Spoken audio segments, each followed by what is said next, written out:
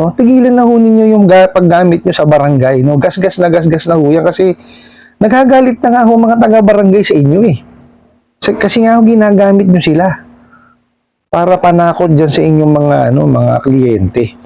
Di ho ba? Gawin nyo ho yung tamang paniningil. Puntahan nyo sa bahay. May address kayo eh. May nagtanong sa akin, "Good day po, hide my identity po.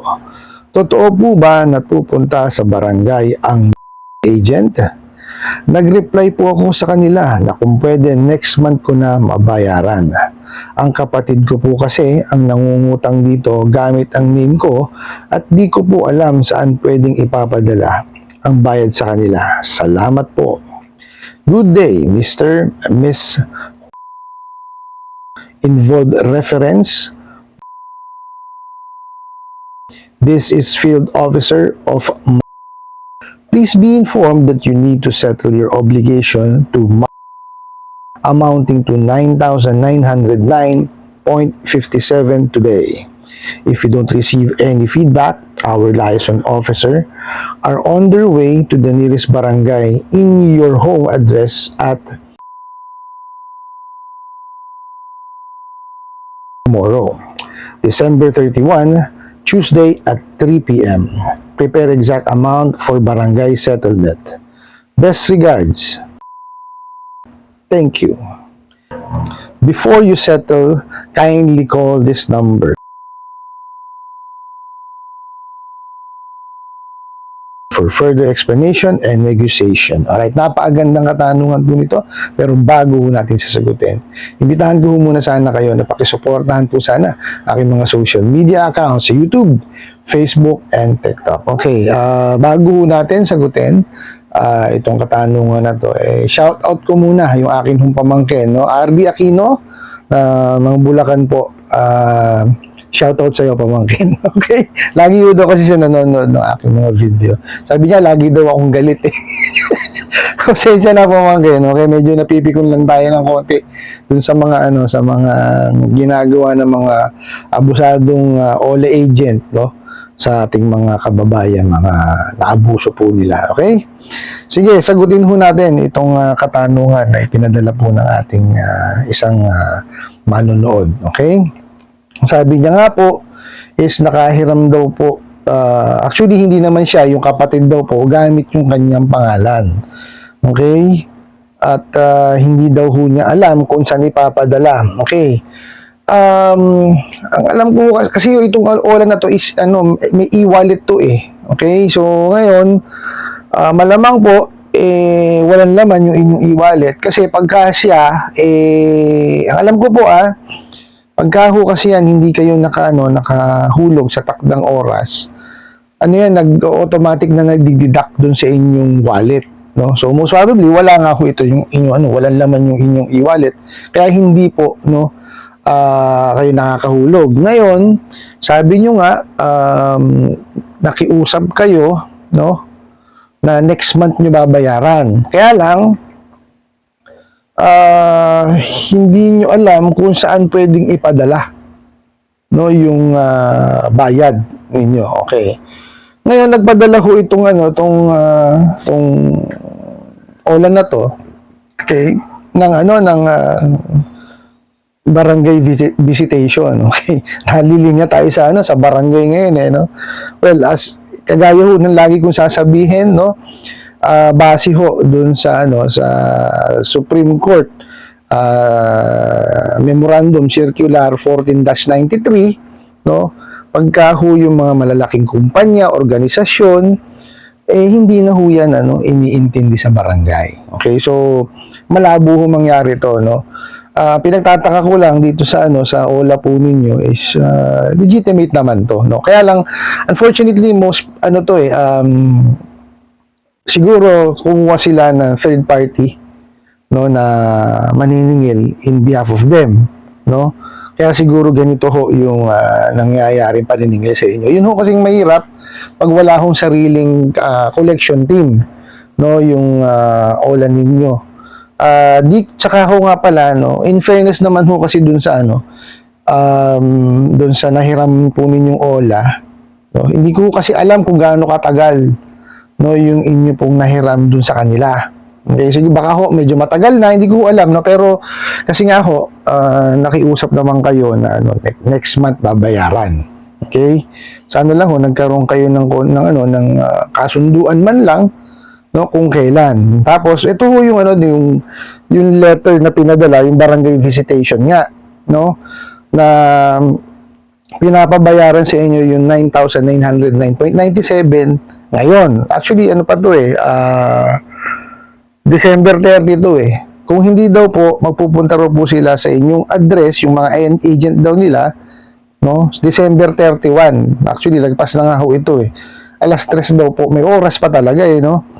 Para daw po sa barangay settlement. Hindi ho ganun kadali, no? Pagka ho, kayo isang organisasyon, no? Ang magpunta sa barangay at magkakaroon ng barangay settlement. Dahil hindi na nga ho kayo tatangkilikin doon or di na kayo papansinin. No, meron naman ho kasi ng memorandum circular So hindi na ho kayo dapat yung itong na to malamang to collection agency na to Itong collection agency na to dapat to inaalam muna kung ano yung batas natin, no. Meron na hong nilabas So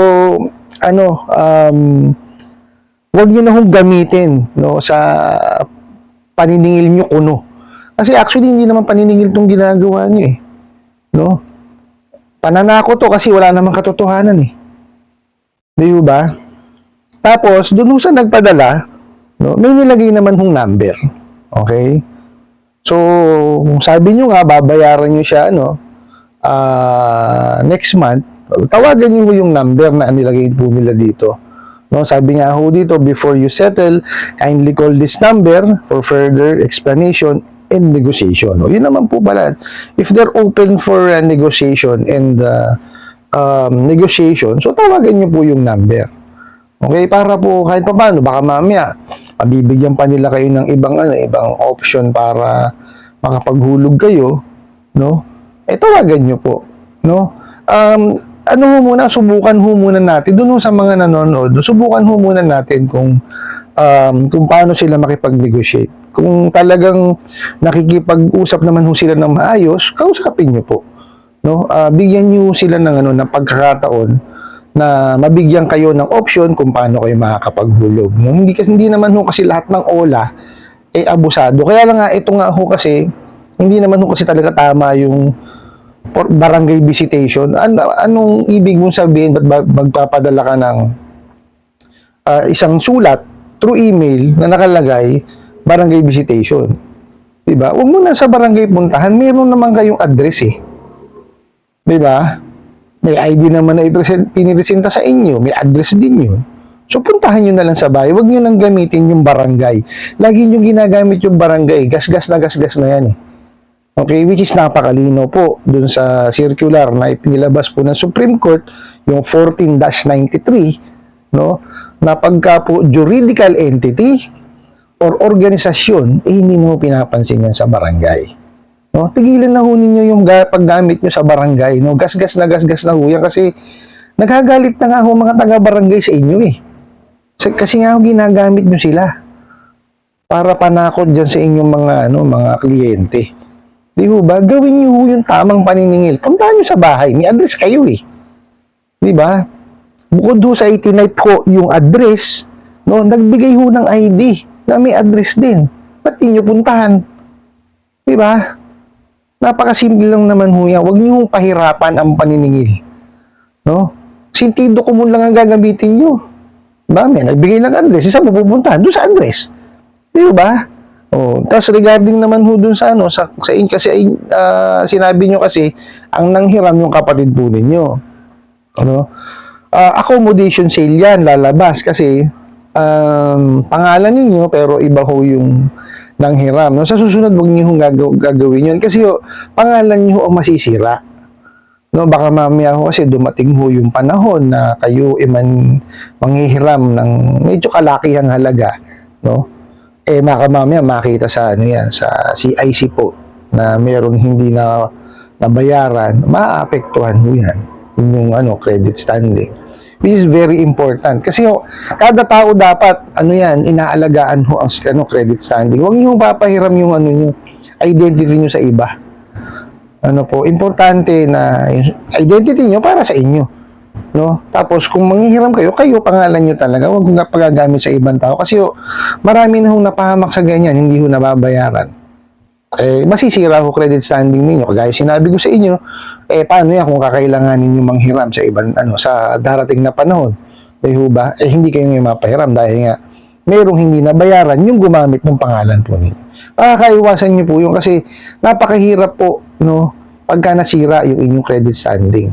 Okay? Kaya, pangangalagaan nyo po yung inyong pangalan. Importante ho yan, Ngayon, ulitin ko po, tawagan niyo po yung number na inilagay po doon, bigyan niyo sila ng pagkakataon, kasi hindi naman abusadong ola to Okay? Actually, po siya, e-wallet na may feature na pwede kayong makapanghiram sa kanila, So, tawagan niyo po, bigyan niyo ng pagkakataon, malay niyo naman makipag-usap ng maayos. Ngayon, pag hindi talaga nakipag-usap ng maayos, well, that's the time siguro na gawin niyo kung ano yung gusto niyo gawin na ayun, sabi nyo next month, di ba? So, bayaran nyo na lang. Tapos, tanungin sila kung paano babayaran. Kasi, ang alam ko, pag may laman kasi, yung inyong e-wallet, ikakaltas nila dun.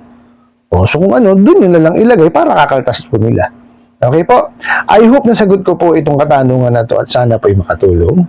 Maraming salamat po sa inyong walang sawang pagsuporta at panonood sa aking mga videos. Maraming salamat po sa inyong pag-like, pag-share, pag-comment at pagtatanong. And kunin ko na rin po itong opportunity na to na imbitahan po sana kayo na pakisuportahan po sana ang aking mga social media accounts sa YouTube, Facebook, and TikTok. Hanggang sa muli po. Yun lang.